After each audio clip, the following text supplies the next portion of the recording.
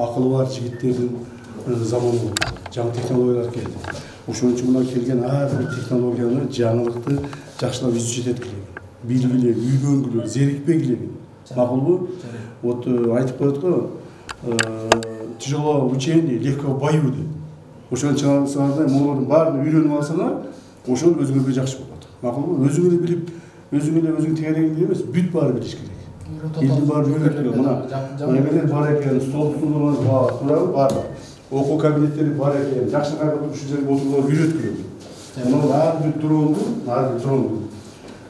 уже колдонуу эле принцибин эмес, Потихоньку начинать изучать өзүнүн мындай бир технологияны өзүнө үйрөнө баштады. Себеби булар деген эме жандуу нерселер да, булар бузулат, сынат, өйдөлүү болот, ошолорду карап билип ала турган болот. Макулбу? То есть азыр армияда илимдүү билимдүү балдар көп. Илимдүү билимдүү балдар армияга кызмат кылган кызыгып атат. Мына ошолорду үйрөнүш керек.